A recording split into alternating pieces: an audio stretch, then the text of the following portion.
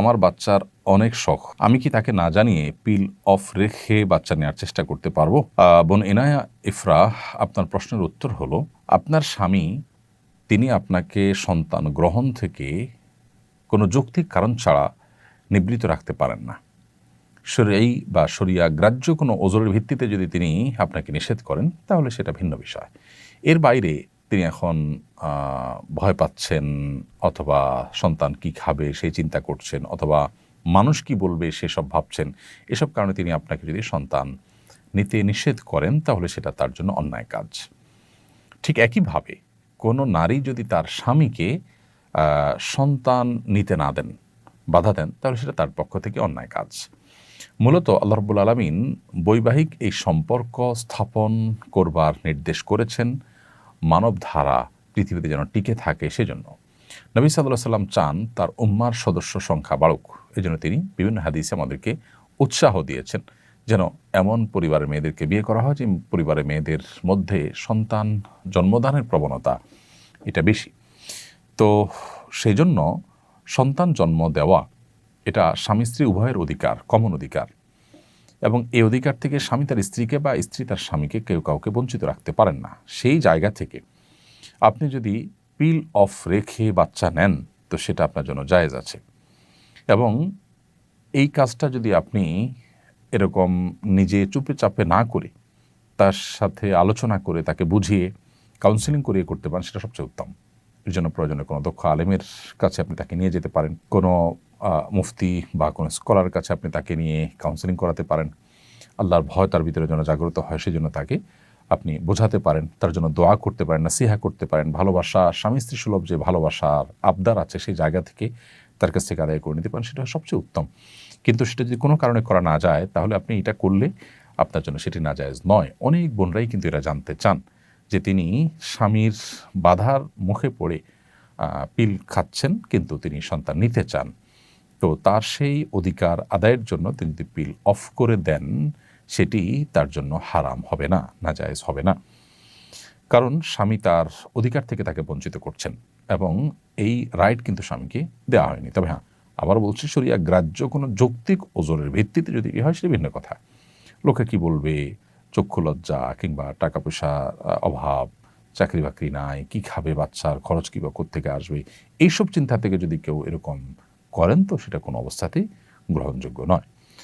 এ বিষয়ে ফতোয়ার বিশ্ববিখ্যাত ওয়েবসাইট ইসলাম কিউ.এ, এটাতে শেখ মোহাম্মদ সালেহ আল মুনাজ্জিদ হাফিজাহুল্লাহর তত্ত্বাবধানে পরিচালিত ওয়েবসাইটে এই ফতোয়া স্পষ্টভাবে উল্লেখ আছে, এবং সেখানেও উলামা ইকরাম, মুফতিগণ এই মত ব্যক্ত করেছেন যে স্বামী কিংবা স্ত্রী কোনো একজন যদি অপরজনকে সন্তান গ্রহণের অধিকার থেকে বঞ্চিত করেন, তাহলে সেক্ষেত্রে তিনি তার সঙ্গীর অনুমতি ছাড়াও সন্তান গ্রহণ করবার এখতিয়ার তার রয়েছে, শরিয়া তাকে সে অধিকার দিয়েছে।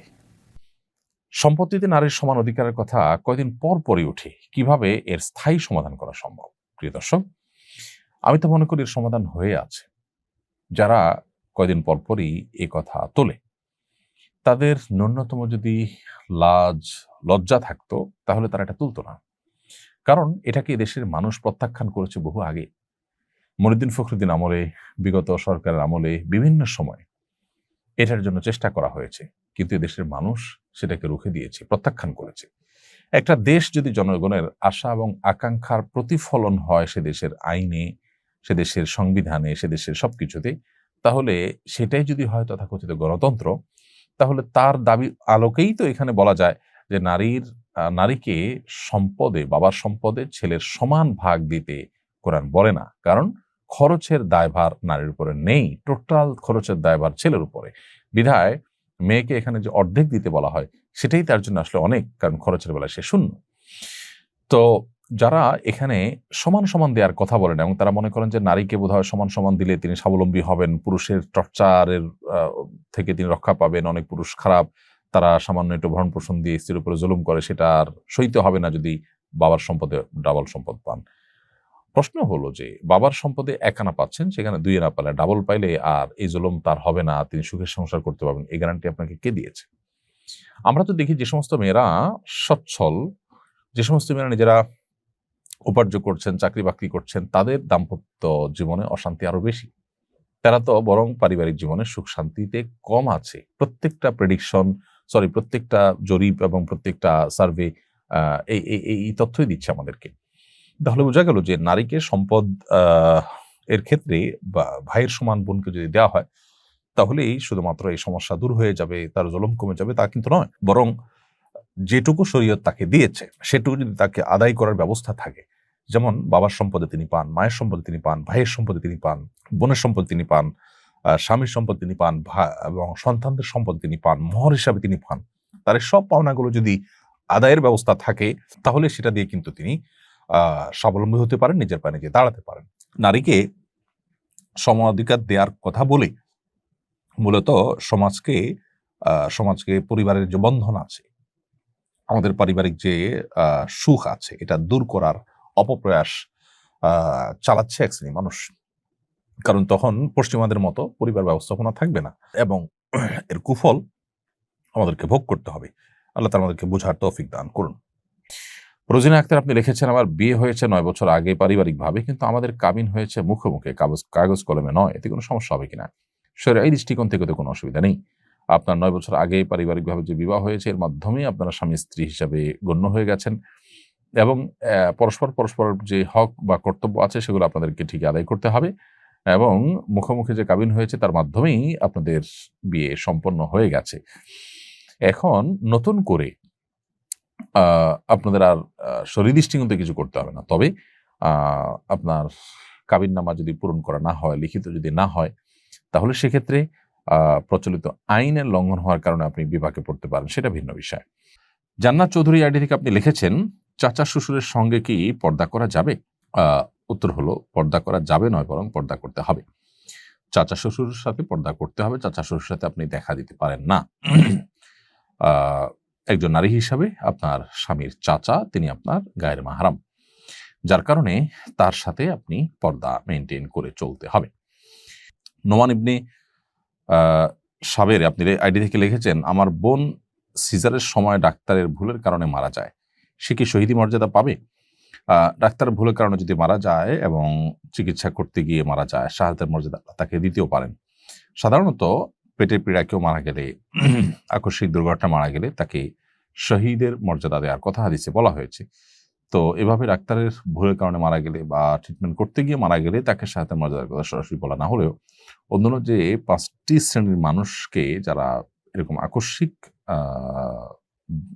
বিপদের মধ্যে পড়ে যারা মৃত্যুর মুখে পতিত হয়েছেন, তাদেরকে শাহাদাতের মর্যাদা দেওয়ার কথা যে বলা হয়েছে, তার উপর ভিত্তি করে এখানেও শাহাদাতের মর্যাদা তিনি পেতে পারেন, সেই ধারণা আমরা করতেই পারি। এনটি উদ্দিন লিখেছেন, আমার পিতা জীবিত অবস্থায় আমার মায়ের নামে জমি কিনে বাড়ি করে দিয়েছেন। বর্তমানে মাতা উক্ত সম্পদটি সন্তানদের মাঝে বন্টন করে দিতে চান। শরীয়তে আল্লাহকে কিভাবে বন্টন করতে হবে? যদি সন্তানদের মুখে জীবদ্দশা দিতে চান, সেটা উপহার হিসাবে বিবেচিত হবে। উপহার হলে সমান হারে দিয়ে দিবেন। আর ওয়ারিস হিসাবে তারা প্রত্যেকটা সম্পদের ভাগিদার হিসাবে যদি তাদেরকে দিতে চান, তাহলে সেটা মৃত্যুর পরেই বন্টন হবে। জীবদ্দশায় তিনি শুধুমাত্র কোরআনের বর্ণনার আলোকে হারটা ঠিক করে ওসিয়ত করে দিয়ে যেতে পারেন, যেন এটা সঠিকভাবে বন্টন হয়। জীবদ্দশাতে বন্টন করা, পরিত্যক্ত সম্পদের বন্টন করা শরিয়াতে বিধিবদ্ধ নয়। তবে হ্যাঁ, উপহার রোপণ হিসাবে দিলে সেটা ভিন্ন বিষয়। মোহাইমিনুল আপনি এআইডি থেকে লিখেছেন, একসময় হিন্দু মেয়ের সাথে অবৈধ সম্পর্কে ছিলাম, তারপর বুঝতে পেরেছি আমি গুনাহের মধ্যে আছি, তাই মেয়েটির সাথে আর যোগাযোগ রাখিনি। হয়তো সে কষ্ট পেয়েছে, এখন কি আমাকে সেই মেয়ের কাছে ক্ষমা চেয়ে নিতে হবে? আল্লাহ তাআলার কাছে তওবা করবেন, এবং সম্ভব হলে আপনি যে আসলে শরঈ কারণে ফিরে এসেছেন এবং নিজের ভুল বুঝতে পেরেছেন, তাকে সে মেসেজ বার্তা দিবেন। তার কোনো হক নষ্ট করে থাকলে তার সাথে প্রতিশ্রুতি দিয়েছেন, অথবা তার সাথে তাকে আপনি তার কোনো অধিকার নষ্ট করেছেন কোনোভাবে, আমি জানি না।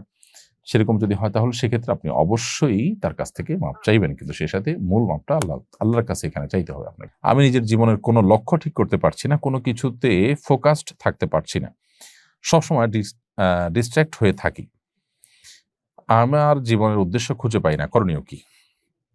দেখুন, এই যে অস্থিরতা, এই যে ব্যাকুলতা, এটা মূলত আল্লাহর স্মরণ না থাকার কারণে। আপনি 5 ওয়াক্ত নামাজ, নিয়মিত কোরআন কারীমের তিলাওয়াত, সকাল সন্ধ্যার দোয়া জিকির এবং অন্যান্য সমস্ত আমলগুলোকে কায়ে মনোবাক্যে আপনি করতে থাকুন। পরিপূর্ণ মনোযোগের সাথে করতে থাকুন, মহব্বতের সাথে করতে থাকুন, নেককারদের সান্নিধ্য পরিবেশের মধ্যে আপনি নিজেকে রাখুন, ইনশাআল্লাহ আপনার অবস্থার মধ্যে পরিবর্তন হবে। সেই সাথে আল্লাহ সুবহানাহু ওয়া তাআলার কাছে আপনি বিশেষ কিছু দোয়া নিবেদন করতে পারেন। হিসনুল মুসলিম, রাহে বেলায়েত, আরও দোয়ার যে বইগুলো আছে সেগুলোতে আপনি আপনার এ জাতীয় পরিস্থিতির জন্য মানসিক প্রশান্তি, স্থিরতা, এগুলোর জন্য আপনি অনেক দোয়া পাবেন। সে দোয়াগুলো আপনি নিয়মিত পড়তে পারেন, আল্লাহর কাছে সেগুলো নিবেদন করতে পারেন অর্থ বুঝে।